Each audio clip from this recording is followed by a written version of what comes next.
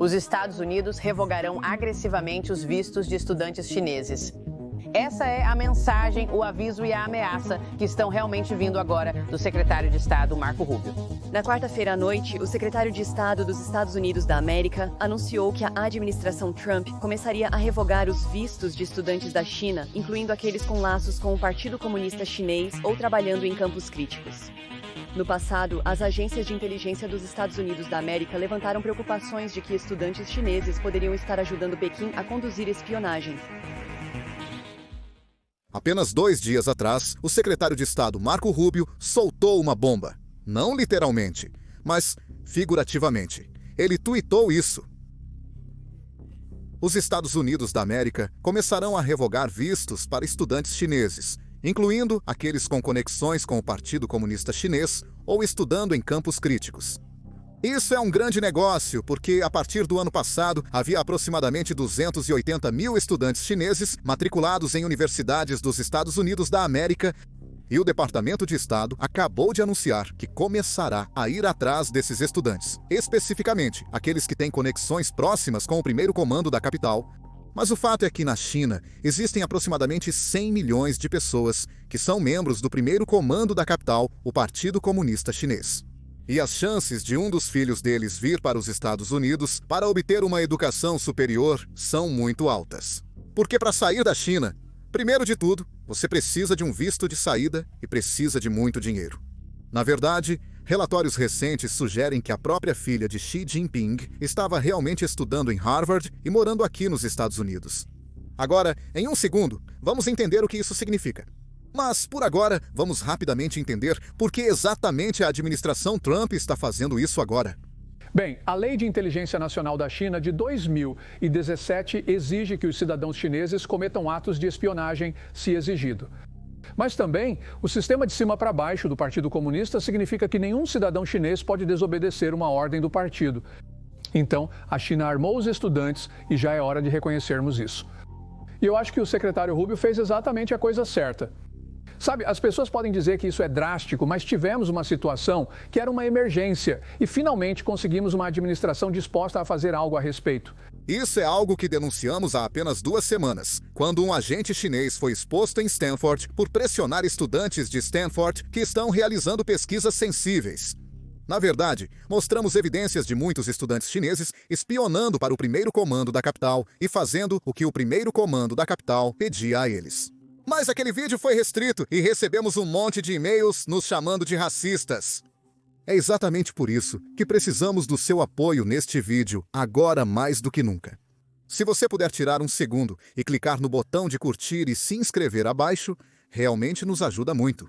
E antes de entrar na história toda, novamente, uma coisa que quero deixar claro: muitas vezes os estudantes chineses não têm opções a não ser espionar para o CCP. Imagine se sua família estivesse na China e você tivesse a oportunidade de estudar em uma das universidades mais prestigiadas do mundo, seja em Stanford, Harvard ou em IT.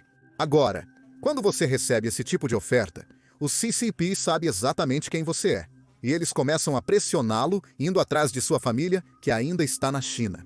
Então, muitas vezes, esses estudantes chineses estão espionando involuntariamente. Eles basicamente estão sendo extorquidos para espionar para o CCP. É claramente um problema, e é exatamente por isso que a administração Trump começou a revogar vistos para estudantes chineses. Mas isso não significa que os estudantes chineses não merecem estudar aqui. É apenas uma situação muito complicada. E até chegarmos a uma solução melhor, precisamos fazer alguma coisa. E é exatamente isso que essa pausa é. Isso não significa que seja algo permanente.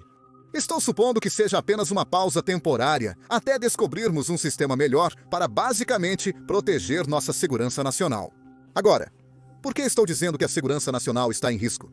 Bem, porque foi isso que aprendemos há apenas algumas semanas em uma investigação bombástica feita por ninguém menos que os próprios alunos de Stanford. Então, vamos entrar nisso porque eu realmente acredito que essa investigação desempenhou um grande papel na pausa das vistos pela administração Trump apenas algumas semanas depois de ser tornada pública. Neste verão, um agente do CCP se passou por um estudante de Stanford. Sob o pseudônimo Charles Chen, ele abordou vários estudantes nas redes sociais. Ana, que é um nome falso, aliás, uma estudante de Stanford que conduzia pesquisas sensíveis sobre a China, começou a receber mensagens inesperadas de Charles Chen. A princípio, a abordagem de Charles parecia benigna. Ele perguntou sobre oportunidades de networking. Mas logo, suas mensagens tomaram um rumo estranho. Charles perguntou se Ana falava mandarim, depois se tornou cada vez mais persistente e pessoal. Ele enviou vídeos de americanos que haviam ganhado fama na China, incentivou Ana a visitar Pequim e se ofereceu para cobrir suas despesas de viagem. Ele enviava capturas de tela do saldo de uma conta bancária para provar que podia comprar as passagens aéreas. Alarmantemente, ele mencionou detalhes sobre ela que Ana nunca havia revelado para ele. Ele a aconselhou a entrar na China por apenas 24 a 144 horas. Tempo suficiente, ele disse, para evitar a fiscalização do visto pelas autoridades e a instigou a se comunicar exclusivamente através da versão chinesa do WeChat, uma plataforma fortemente monitorada pelo primeiro comando da capital. Quando Charles comentou em uma de suas postagens nas redes sociais, pedindo para ela deletar as capturas de tela de sua conversa, ela soube que isso era sério. Agora, vamos pausar bem aqui. E eu quero ressaltar, muitas pessoas que viajam para a China e dão uma avaliação tão positiva das cidades chinesas estão sendo pagas pelo primeiro comando da capital e também têm suas viagens basicamente pagas pelo Partido Comunista. Então, basicamente, eles não precisam gastar nenhum dinheiro. Além disso, eles recebem pontos de discussão diretamente do primeiro comando da capital. É por isso que você vê vídeos de todas essas pessoas indo para a China, mostrando os mesmos lugares e usando as mesmas falas para explicar prédios, pontes e coisas do tipo. Eles recebem um roteiro, leem o roteiro, em troca recebem dinheiro e ganham ingressos grátis, hotéis grátis, comida grátis. De qualquer forma, vamos voltar ao artigo. Sob a orientação de especialistas familiarizados com táticas de espionagem, Ana entrou em contato com as autoridades. A investigação deles revelou que Charles Chen não tinha nenhuma afiliação com Stanford. Em vez disso, ele se passou por um estudante de Stanford por anos, alterando levemente seu nome e persona online, visando vários estudantes, quase todas mulheres, pesquisando tópicos relacionados à China. De acordo com os especialistas em China que ajudaram Ana, Charles Chen provavelmente era um agente do Ministério de Segurança do Estado chinês, que é como um olho do mar chinês, encarregado de identificar estudantes de Stanford simpáticos e coletar inteligência. Mas isso não é a única coisa que o CCAP está fazendo. Na verdade, o CCAP vem espionando Stanford há anos, mas toda vez que alguém levanta essa questão, nenhuma ação é realmente tomada para resolver as preocupações. Por quê, você pode perguntar? Bem, a resposta é sempre dinheiro. Stanford recebeu mais de 64 milhões de dólares em financiamento chinês. Então, toda vez que alguém levanta uma questão sobre espionagem chinesa, eles são rapidamente rotulados de racistas porque estão perfilando racialmente os estudantes chineses. Mas os dados aqui são incontestáveis. De acordo com a Lei de Inteligência Nacional da China, de 2017, todos os cidadãos chineses devem apoiar e cooperar com o trabalho de inteligência do Estado, independentemente de sua localização. Então, mesmo que eles estejam nos Estados Unidos, eles têm que seguir a lei. Isso significa que os estudantes chineses que estão aqui com vistos não têm escolha a não ser aceitar as exigências do primeiro comando da capital e, como eu disse no início do vídeo, muitas vezes, esses estudantes realmente não têm escolha. Então realmente não podemos culpá-los, mas isso também não significa que não devemos fazer nada a respeito, porque no final do dia, universidades como Stanford estão fazendo algumas das pesquisas mais importantes em muitas indústrias diferentes. E a segurança nacional está em jogo quando a China está especificamente visando essas pesquisas. Quando esses estudantes chineses vêm para cá, para os Estados Unidos, o CCP fornece a eles uma lista de indústrias ou lista de setores que o CCP quer avançar na China. Isso significa que se esses estudantes tiverem alguma opção de participar de um projeto de pesquisa que se relacione com um desses setores, eles têm que aceitá-lo. E então, eles têm que enviar o máximo de informações que puderem para a China. A segunda maneira que o CCP controla esses estudantes é colocando pressão sobre suas famílias na China. Então, se um estudante realmente não está enviando nenhuma informação que o CCP quer ou não está realmente cooperando com as demandas, o CCP está fazendo. Bem, adivinhe. O membro da família que está na China vai receber uma visita surpresa dos policiais do CCP. E então, de repente, o estudante será forçado a fazer o que o CCP exigir. A terceira maneira pela qual o CCP controla esses estudantes é fazendo com que outros estudantes espionem esses estudantes chineses no campus. Então, se você for pego criticando o partido ou se for pego criticando a China, bem, o CCP descobre isso e você está em grandes apuros. Além disso, cerca de 15% dos estudantes chineses em universidades americanas são financiados usando algo chamado Conselho de Bolsas de Estudo Chinês. Conselho de Bolsas de Estudo Chinês, isso é basicamente a maneira da China de financiar as mensalidades de estudantes que foram aceitos em universidades americanas. Mas uma das condições para esse financiamento, ou eu acho que para essa bolsa de estudos, é que esses alunos têm que enviar regularmente relatórios de situação para as missões diplomáticas chinesas sobre suas pesquisas.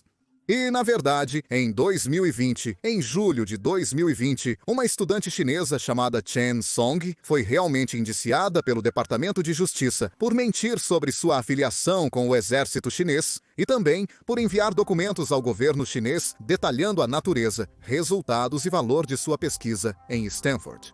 Na realidade, este não foi um caso isolado, mas sim uma norma em Stanford. Mas, sempre que alguém tenta investigar esse problema, os mesmos velhos problemas surgem novamente. Organizações e professores financiados por dinheiro chinês bloqueiam quaisquer ações alegando racismo e perfil racial. Finalmente conseguimos uma administração disposta a fazer algo a respeito. Eu escrevi tudo sobre isso em The Cost, meu último livro, em termos de olhar para trabalhadores e estudantes roubando propriedade intelectual e voltando para Pequim. Uma foi pega no aeroporto com uma passagem só de ida, com todos esses discos rígidos e pendrives no bolso da Motorola. Eu escrevo extensivamente sobre isso. Como eles conseguem se safar? Bem, eles se safam porque nós deixamos eles se safarem. Então, por exemplo, permitimos que agentes do Ministério da Segurança do Estado e oficiais consulares chineses monitorem, coajam e vigiem estudantes chineses em nossos campi. E eles fazem isso em todos os lugares onde há uma grande concentração de estudantes chineses. Então isso é conosco, Maria. E finalmente, você sabe, vamos dizer não vamos permitir que isso ocorra em nosso próprio solo. Agora, é por isso que a ação da administração Trump era absolutamente necessária. As universidades se recusaram a levar o problema ou preocupações de segurança a sério ou fazer algo a respeito. Tendo ouvido professores me dizerem que têm alunos em risco de segurança, mas quando perguntados sobre o que fariam a respeito e vendo-os dar de ombros, não tenho simpatia pelas universidades. O secretário Rubio está correto ao dizer que estudar nos Estados Unidos é um privilégio, não um direito. Eu conversei com estudantes chineses que são contatados pela segurança localizada na China e me dizem que todos sabem quem são os estudantes que relatam de volta para a China. Me enfurece que os filhos do CCP estejam andando por aí. Justamente aqueles que apoiam o autoritarismo estão reclamando da falta de liberdade para estudar nos Estados Unidos. Existem tantos casos de segurança negligente, levando a problemas que simplesmente não estamos levando a sério. Não permitimos que a União Soviética controlasse os sistemas de telecomunicações ou dominasse nossos setores-chave. No entanto, muitos estão dispostos a entregar tudo ao nosso inimigo hoje. Isso não se limita apenas a estudantes e universidades. Isso está acontecendo em bases militares, bases da Organização do Tratado do Atlântico Norte e até mesmo em nossas instalações de pesquisa. Temos em Los Alamos, o que eles chamam de Clube Los Alamos, tivemos 116 chineses étnicos que trabalharam com autorização classificada, com autorizações em tecnologias críticas que voltaram para a China. E conseguimos identificar algumas das áreas, incluindo submarinos nucleares e sistemas de armas em que eles trabalharam de volta na China, porque eles publicam sobre isso. E assim, conseguimos rastrear tudo em que eles trabalharam. Isso é ilegal? Não. Eles dizem, eu quero voltar para a China. A China reconhece a cidadania deles e eles voltam para lá. Tecnicamente, eles deveriam estar levando de volta o conhecimento classificado e usando isso no desenvolvimento dos sistemas de armas militares da China, neste caso? Não, eles não deveriam. Mas estamos paralisados como uma burocracia para fazer algo sobre isso. Temos uma situação semelhante com o Canadá. 2 dúzias de pilotos canadenses, pilotos militares, estiveram na China treinando a Força Aérea Chinesa. Quer dizer, treinando-os em táticas de combate da OTAN. Então, não temos jurisprudência que diga, ei, isso é contra a lei. Sabemos que você está recebendo $300 mil por ano, mas você não pode fazer isso. Então, situações como essa surgem o tempo todo. Agora, é claro, não podemos esquecer o pior de todos. Quando um espião chinês estava trabalhando diretamente sob o governador de Nova York e recebendo dinheiro do CCP, comprando casas, apartamentos de $1 milhão em Nova York e no Havaí. Nós cobrimos isso quando a notícia surgiu, mas aqui está um rápido resumo. Um escândalo abala Nova York, pois surgiu a notícia de que um agente chinês vem influenciando a política de Nova York por uma década. Linda Sun, ex-assistente da governadora de Nova York, Kathy Hochul, foi presa e acusada de atuar como agente chinesa durante seu tempo no governo. O objetivo do agente era impulsionar as agendas do primeiro comando da capital para bloquear as relações entre os Estados Unidos da América e Taiwan. Uma cópia não selada da acusação revelou que ela foi acusada de violar e conspirar para violar a lei de registro de agentes estrangeiros, fraude de visto, contrabando de estrangeiros e conspiração para lavagem de dinheiro. O marido de Sun, Chris Ho, também foi preso por conspiração para lavagem de dinheiro, conspiração para cometer fraude bancária e uso indevido de meios de identificação. Os promotores do caso alegaram que Sun usou seu papel no governo para promover a agenda chinesa, bloqueando reuniões com oficiais taiwaneses durante seu tempo sob o governador Andrew Cuomo. Usando sua influência na redação de discursos, ela também é acusada de desviar a mensagem de críticas à perseguição de Pequim aos muçulmanos uigur. Embora a acusação de 65 páginas contra o casal pareça assustadora, os dois se declararam inocentes, com seu advogado descrevendo as acusações como perplexas. As fianças foram fixadas em $1,5 milhão para Sun, e a de Hu foi fixada em $500 mil, com instruções para que os dois não viajem além de Nova York, Long Island, Maine e New Hampshire. Ok, então primeiro vamos dar uma olhada mais aprofundada no caso contra Linda Sun enquanto exploramos as acusações que os advogados de Sun chamaram de perplexas. Sun é acusada de violar a lei de registro de agentes estrangeiros por não se registrar como agente estrangeira junto ao procurador-geral. Uma das maiores missões de Sun era bloquear as relações entre Nova York e Taiwan. Sun fazia isso bloqueando representantes taiwaneses de terem reuniões com o governador, enquanto moldava a narrativa do governador sobre a China. Um exemplo de tal incidente é em 2019, quando ela foi informada durante um convite para um banquete que o presidente taiwanês deveria visitar a cidade de Nova York. Ela rapidamente alertou um dos oficiais de Pequim, dizendo: "Eu te enviei um e-mail, apenas para seu conhecimento. Eu já bloqueei isso." Na tentativa de controlar e promover a agenda chinesa, Sun supostamente obteve proclamações oficiais não autorizadas do estado de Nova York para representantes do governo chinês e organizou reuniões entre delegações do governo do primeiro comando da capital e oficiais de Nova York. Além de tudo isso, os promotores também disseram que Sun e Hu operaram mais de 80 contas de mensagens diferentes, incluindo uma mensagem no WeChat, na qual Sun é citado dizendo a um oficial chinês: "Eu fiz muitas coisas para fazer a relação florescer." Além de todas as suas manobras políticas, Sun e seu marido Hu também estão enfrentando acusações de lavagem de dinheiro. Os promotores alegaram que os lucros de seu esquema foram usados para comprar uma propriedade de $4,1 milhões em Manhasset, Nova York, um condomínio de $2,1 milhões em Honolulu e uma Ferrari de 2024. Seu marido também supostamente lavou fundos através de contas bancárias em nome de um parente, enquanto usava ilegalmente a imagem da carteira de motorista de um parente. A seguir na lista estão acusações de fraude de visto e contrabando de estrangeiros, com alegações de que ela forneceu cartas de convite falsas dos escritórios dos oficiais do estado de Nova York para permitir que oficiais do governo chinês entrassem nos Estados Unidos. Essas cartas funcionam como documentos de imigração e auxiliaram cidadãos estrangeiros a entrar no país ilegalmente. Como se tudo isso não fosse suficiente, a acusação também contém evidências incriminadoras das supostas comunicações de Sun com oficiais chineses. Em um incidente, ela secretamente incluiu um oficial chinês em uma conferência telefônica do governo do estado de Nova York sobre a resposta a coronavírus 2019 e esforços para combater crimes de ódio contra asiático-americanos. Ela não estava fazendo todas essas coisas de graça e a acusação tem evidências de que ela recebeu benefícios financeiros e econômicos da China. Sun supostamente recebeu benefícios de viagem, promoção para os negócios de seu amigo e emprego para seu primo na China. Para tornar o acordo um pouco mais atraente, ela recebeu ingressos exclusivos para eventos populares, incluindo uma apresentação do Ballet de Guangzhou, no Lincoln Center, e da Orquestra Nacional Tradicional Chinesa, no Carnegie Hall. Os acordos também beneficiaram seu marido Hu, que recebeu $milhões para facilitar seus negócios na China. Além de todos esses favores, Sun também recebeu patos salgados ao estilo de Nanjing, preparados pelo chefe pessoal de um alto funcionário do governo chinês que os entregou na casa de seus pais. Isso pode parecer irrelevante e estranho de se notar se você não tem o contexto chinês. O prato popular é uma refeição tradicional da região de Nanjing, com um sabor único e um método especial de conservação. É uma iguaria, e sua receita remonta ao século XIV. Além de quão caro deve ter sido para fazer, receber isso como parte do favor mostra quão intimamente Sun estava ligado a um funcionário do governo chinês. As evidências mostram que a primeira entrega de 6 patos foi feita em ou cerca de 28 de julho de 2021, e mais 6 foram entregues em 23 de novembro de 2021. No geral, Sun e seu marido enriqueceram com o trabalho que fizeram em nome do governo chinês. O procurador dos Estados Unidos, Brown Peace, afirmou que o esquema ilícito enriqueceu a família do réu na ordem de $milhões.